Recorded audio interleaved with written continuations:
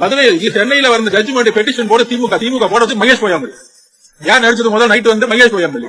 அது யார் பாலம் நடந்துச்சு? உதயநிதி. இதெல்லாம் சேர்ந்தா கரூர் நடந்துச்சு. அப்ப அதுக்கு நாங்க இங்க எஸ்ஐடி நடக்கூடாது, நாங்க சுப்ரீம் கோர்ட் போயிடும். சுப்ரீம் கோர்ட்ல என்ன பெட்டிஷன்? எங்களோட பெட்டிஷன் மாண்புமிகு உச்சமன்ற நீதிமன்றம் விசாரிக்கணும். இதுதான் எங்களோட பெட்டிஷன்.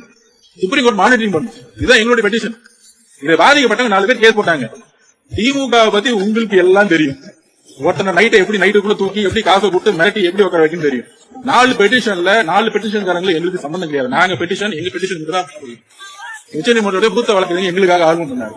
அந்த பெட்டிஷன்ல பாதிக்கப்பட்ட 4 பேர் வந்தாங்க. 4 பேர்ல திமுக காரன் நைட்டை தூக்கிட்டாங்க. தூக்கி பதில் வந்து ஆன்லைன்ல பண்ண வச்சாங்க. அதுக்கு சுப்ரீம் கோர்ட் உச்சநீதிமன்றம் சொல்லுச்சு, இதை நாங்கள் விசாரிக்கிறோம் சொல்லிட்டு இந்த கேஸ் சப்ஜுடிஷியல இருக்கு, அதாவது விசாரணை இருக்கு. அது உண்மை வரும்போது உங்களுக்கு தெரியும். என்கிட்ட இந்த கொஸ்டின் கேட்கணும். சுப்ரீம் கோர்ட் விசாரணை இருக்கும்போது சுப்ரீம் கோர்ட்ல விசாரணை இருக்கும்போது நீங்களும் பேச முடியாது, நானும் பேச முடியாது. ஆல்ரெடி அந்த கோர்ட்ல விசாரணை போயிட்டு இருக்கும்போது அங்க ரிஜிஸ்ட்ரி தான் விசாரிப்பாரு. அதை பத்தி எனக்கு தெரியாது. நீங்க பெட்டிஷனர் தான் போய் கேட்க